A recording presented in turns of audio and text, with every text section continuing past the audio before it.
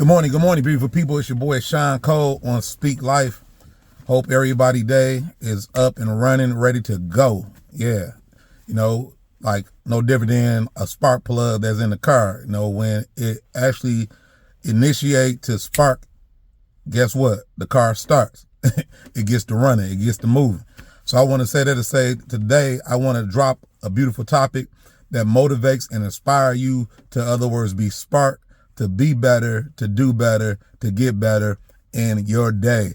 And in the midst of that, not just only for you, but that you can, in other words, spread this same type of peace, joy, love, happiness to others that's in your circle or in your environment, wherever you may dwell. But with that being said, how many of you know that starts with you first? Yeah, it's like you have to be sparked, you have to be lit, you have to be, in other words, turned on before anything else can be turned on.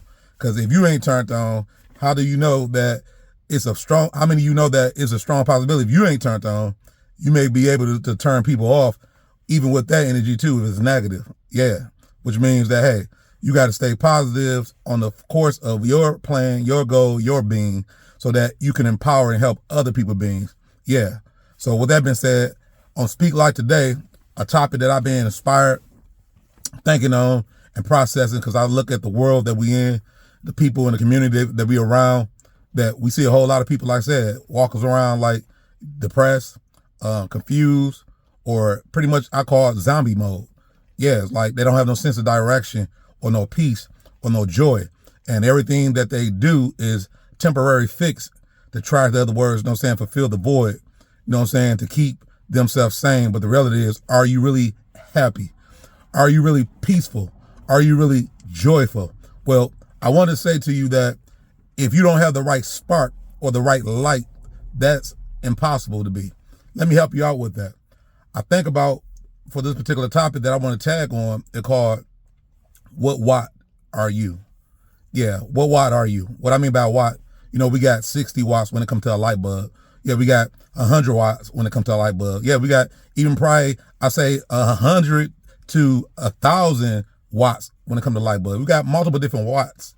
But the reality is, if you was a person that walked into an environment, whether it's around your job, whether it's around your family, whether it's around your friends, whether it's around your church environment and community, wherever you may be and stand your foot, what the question would be is, what watt are you? Now, if you know anything about watt, it's light. And what the light does, light illuminates, light shine bright. Light is also another term that is defined as also knowledge, which means is empower. Yeah, it inspires. Yeah, in other words, change, the atmosphere of something that may be dark. So the question is, if you happen, in other words, allow yourself to wake up and to get your day started, what watt would you be? Yeah, that's my question that I would like to ask out of this, because it's very important that we understand that in order for we to change anything, we must have some light to see where we're going, what we're doing, and what it is that we need to see clearly. Yeah, and that is so that we can see what our purpose and our, goal of where we headed in the sense of direction. Because a lot of people, like I said, they're the opposite of light. They're in darkness. And when you think about darkness, what is darkness? Darkness is ignorance. Yeah, ignorance is, hey, I don't have the awareness or consciousness of really understanding what's really going on.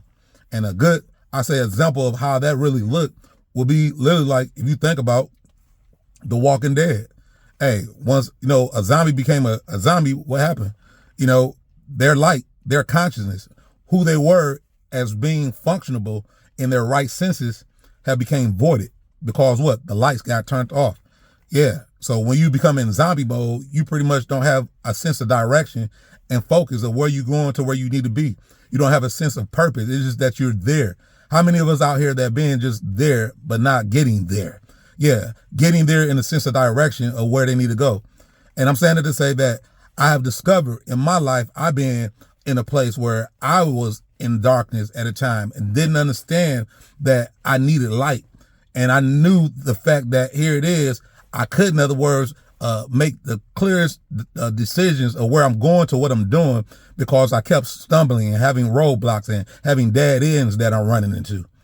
But who's I'm talking out there to that here it is, it seems as though sometimes you try to figure things out yourself and you try to do things yourself, walking in the same path of darkness and void and ignorance. And it's like, man, I'm like on a cycle of almost insanity to keep repeating and doing the same thing, expecting a different outcome. Yeah, have you been there before? I have. And to the point where it came to the point after so long, seeing that I'm not getting no sense of direction to where I really need to be, I finally happened to see a small little light at the end of the tunnel. And that small little light is the light of Christ that opened up my eyes to see things that I would never see and to understand the real value and purpose of life and time. Yeah, because when it comes to life and time, how many of you know that it's easy to waste? It's easy to, other words, just do any and anything just because the reality is you have no sense of direction. And when you don't have no sense of direction and because you are in darkness and lost, that means that you get completely lost and sometimes get turned out to the point where you can't find your way. But I say to say that how many of you know that at the end of that tunnel, there can be hope with Jesus because he is the way, the truth, and the life. And the truth to be told, he, other words, made us to become, I say, the image and reflection of his beauty for light through our lives as we plug into his light.